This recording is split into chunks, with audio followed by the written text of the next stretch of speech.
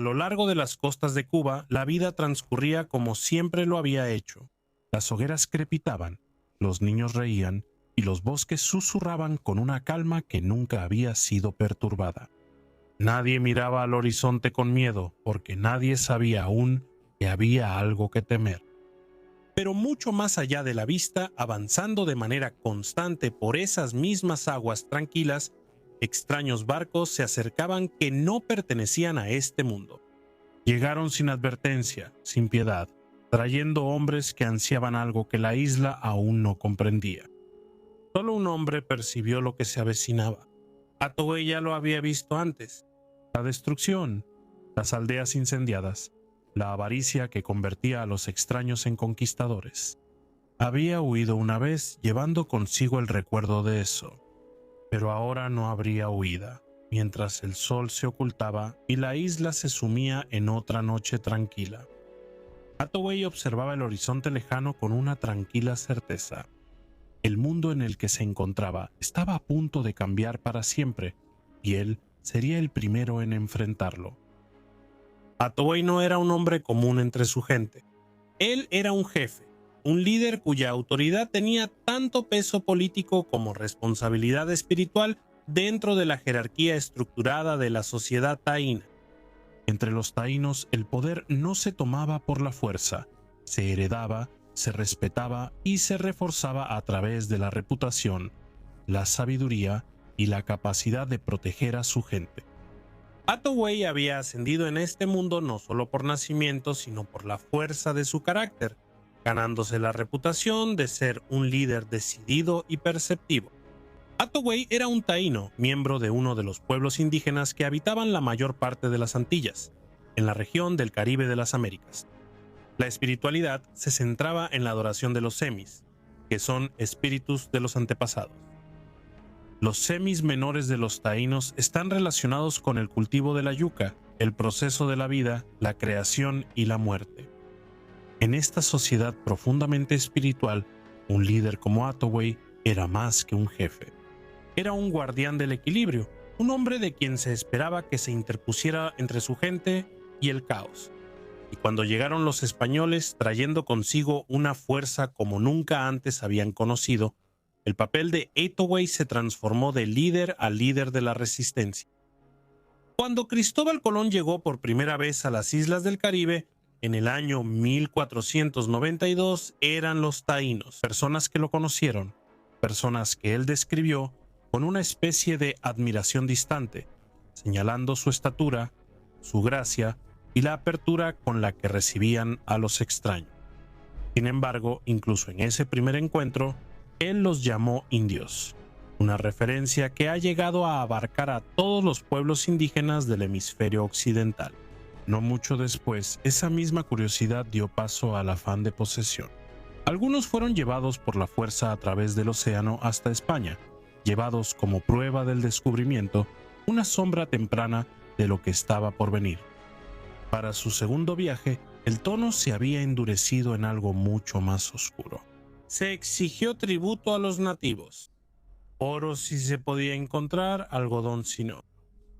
Y aquellos que no podían cumplir con estas demandas imposibles recibían castigos tan brutales que parecían pertenecer a otro tipo de mundo completamente diferente. Se les cortaban las manos, se extinguían vidas no en batalla, sino como advertencia. Estos no eran actos fáciles de comprender para los daino, cuyas vidas habían estado guiadas durante mucho tiempo por el equilibrio, la reverencia a sus semis y un sentido de orden que no los preparó para tal crueldad. Y aún así, desde dentro de ese mundo que se desmoronaba, comenzó a surgir la resistencia.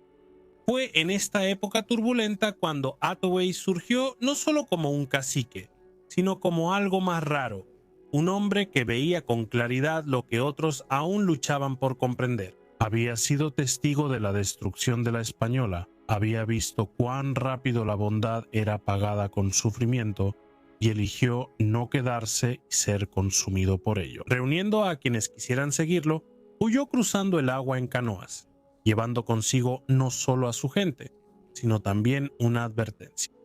Cuando llegó a Cuba, encontró una tierra aún intacta por aquello de lo que había escapado, un lugar donde la vida transcurría con la misma tranquila certeza que alguna vez conoció la Española.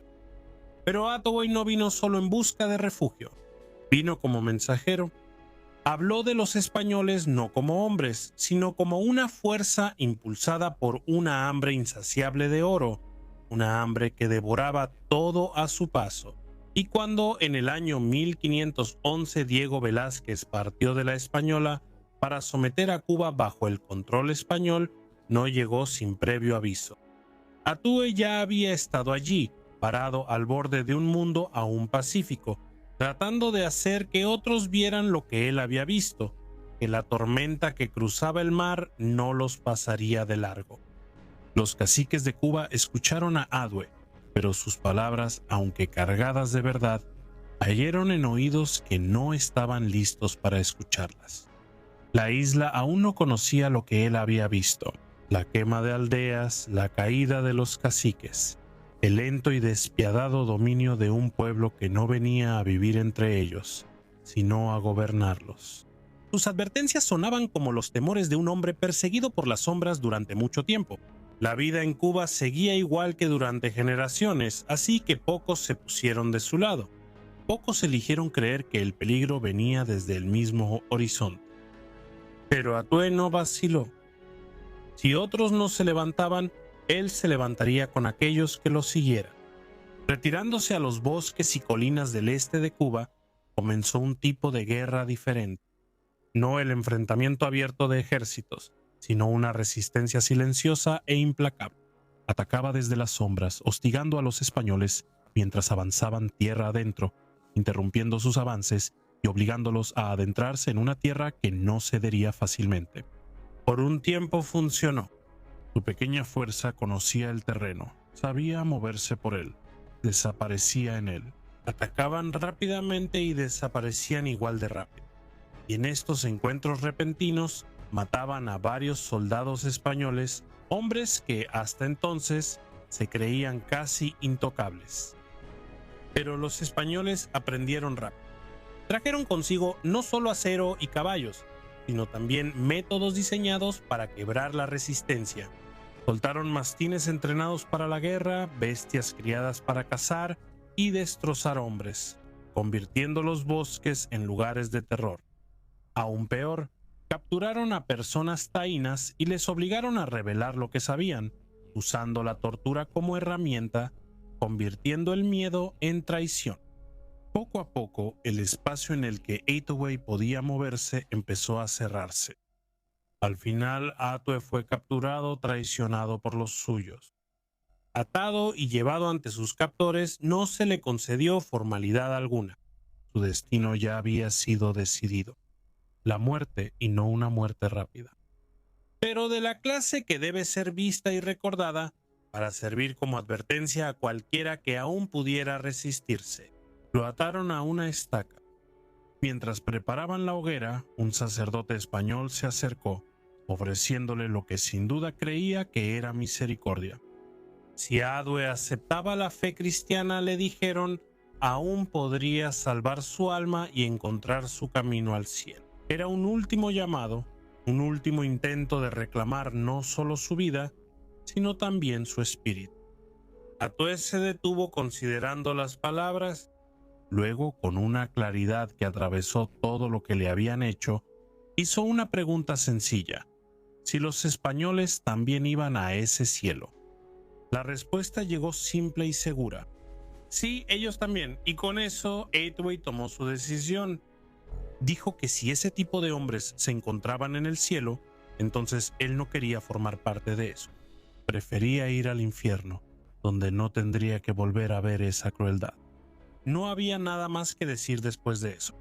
El fuego fue encendido y las llamas se alzaron a su alrededor. Sin embargo, en ese acto final, desafiante, inquebrantable, Hathaway se convirtió en una leyenda. Se convirtió en un símbolo de resistencia. Un hombre que, incluso al borde de la muerte, se negó a ceder ante hombres a quienes consideraba crueles. La muerte de Hathaway no lo silenció.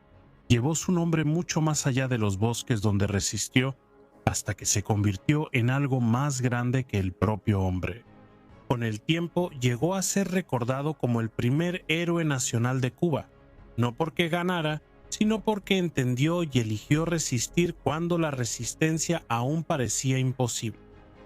Su historia perduró en la memoria de la isla. Mucho después de que las llamas que le quitaron la vida se extinguieron, su nombre permaneció entrelazado en el tejido de Cuba. El pueblo de Adue en Cuba lleva su nombre. Su imagen forma parte de la identidad de las marcas de cigarrillos. El logo del puro cubano lleva su imagen. También hay monumentos y estatuas de él en Cuba que existen gracias a su rebeldía. Su nombre fue recordado para siempre.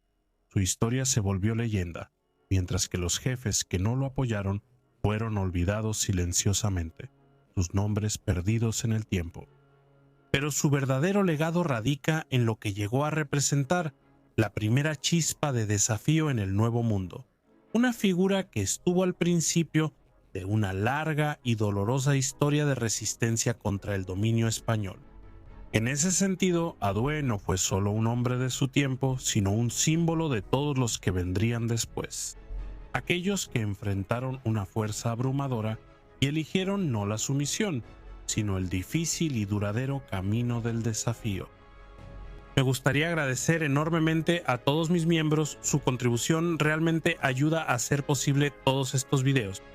Un agradecimiento especial a Stephanie Hassan, Teresa Lux y John Seitz. Si disfrutaste del video, asegúrate de darle like, suscribirte y compartirlo. Y nos vemos pronto para otra entrega de History Profile.